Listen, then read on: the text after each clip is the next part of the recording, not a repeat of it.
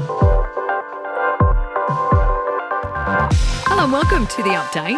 I'm Michelle Stevenson.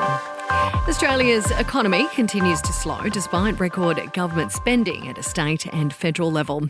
Latest data shows the economy grew 0.8% for the year to September. That's down on the previous reading in June. But Treasurer Jim Chalmers maintains the right policy settings are in place. We acknowledge that growth is soft, and we know why that's the case. It is weighed down very substantially by the interest rate rises which began before the election, combined with those cost of living pressures weighing on household budgets and the global economic uncertainty as well. Opposition leader Peter Dutton, though, says Labor is failing to properly manage the economy. The government's presided now for most of its term over a household recession, and people are feeling it. There are families at the moment who will go home tonight sitting around a kitchen table not knowing how they're going to pay the power bill, not knowing whether they can keep their insurance cover for their car or for their business.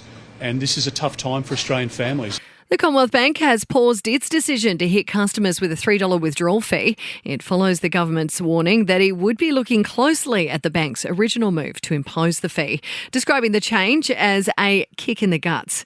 The bank says it'll put the charge on hold for at least 6 months while it reviews its position. Well, Australia has supported a fresh push for Palestinian statehood at the United Nations. 156 countries have backed a motion calling for peace talks next year in the hope of establishing a two-state solution. The US and Israel opposed the resolution, though, calling it one-sided. Donald Trump's legal team has filed to have the incoming president's hush money case dismissed. His lawyers arguing Joe Biden's decision to pardon his own son is an admission the Department of Justice is politically motivated. And just 4 minutes of vigorous intermittent physical activity a day could halve the risk of major cardiovascular events in middle-aged women. Sport and entertainment are next.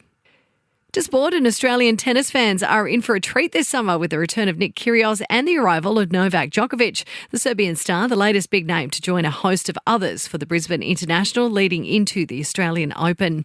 And India is keeping Australia guessing over its batting order for the second test, which begins on Friday.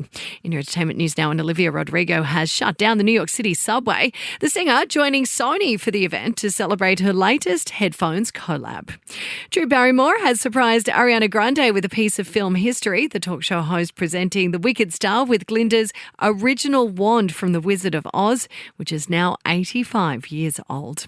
And Taylor Swift has reacted to Beyonce being named the greatest pop star of the 21st century, a source revealing that Tay-Tay thinks the singer is so deserving of the honour that she'll always support strong female artists. And that's the latest from the Nova Podcast News team. We'll have another episode of The Update for you tomorrow. I'm Michelle Stevenson.